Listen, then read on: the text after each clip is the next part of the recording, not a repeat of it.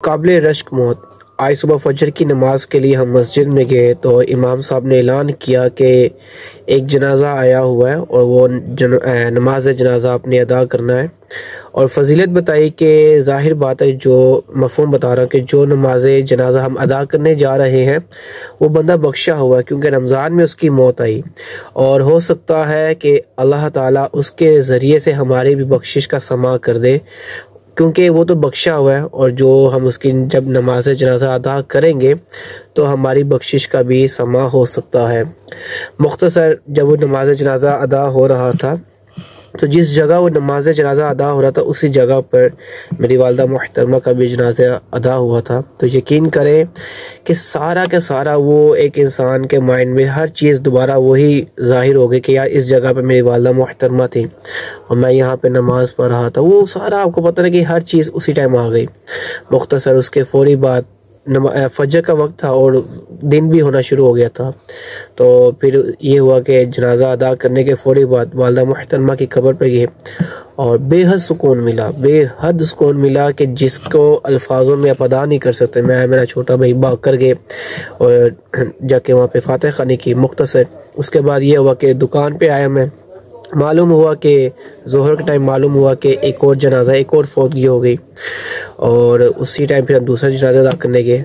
और जब वहाँ पहुँचे जो मोहतरमा फौत हुई थी तो वहाँ भी एक अलग समा था। एक बुज़ुर्ग लेडीज़ फौत हुई थी और उनके बच्चे रो रहे थे वो, और जब मैं उनको देख रहा था, ज़ाहिर बात वो भी माँ थी और वो बच्चे जब रो रहे थे, ठीक है, हालांकि बच्चे नहीं बड़े थे, लेकिन जब माँ का गम क्या होता है ये हकीकत में उसको मालूम होता है कि जिसके सर से इसका साया, इस चीज़ का साया जब उतर जाता है तब जाके मालूम होता है। मुख्तसर मैं उन लोगों को देख रहा था, मुझे अपनी याद आ रही थी कि मेरी वालदा मुहतरमा भी जब इस दुनिया फ़ानी से गई तो ये सेम कैफियत मेरे ऊपर थी।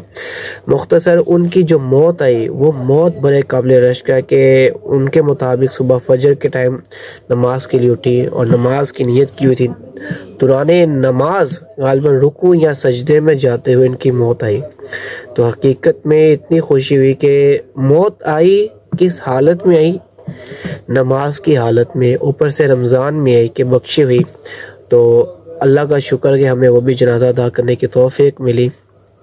एक छोटा सा पैगाम देना था, वो ये कि माँ बाप की हयात में औलाद बहुत रिस्पेक्ट करती है, बहुत इज़्ज़त देती है, लेकिन कोशिश किया करें जब वालिदैन इस दुनिया फ़ानी से चले जाएं तो आप उनके लिए इसाले सवाब का इंतज़ाम किया करें और कोशिश किया करें कि उनकी कब्र पर लाजमी जाया करें। इसाले सवाब करते हैं बहुत अच्छी बात, लेकिन कम अज़ कम अपनी वालदा मुहतरमा या अपने अजीज़ व क़रीब जिनके वालिदैन हयात है उनके लिए खुश नसीबी है कि वो उनके ज़ेरे साया है, और जिनके ऊपर से इनमें से किसी एक का साया उड़ जाता है तो उनसे जाके पूछे इनकी कदर व कीमत। तो कोशिश यही होनी चाहिए कि अपनी वालदा मोहतरमा, अपने वालिद साहब या जिनके जो अजीज़ व क़रीब इस दुनिया फ़ानी से गए हों उनकी कब्रों पर जाना चाहिए और उनको बहुत खुशी मिलती है। हकीकत में बहुत खुशी मिलती है उनको। कब्रस्तान वीरान पड़े होते हैं, अक्सर देखते हैं कब्रस्तान वीरानी में होते हैं।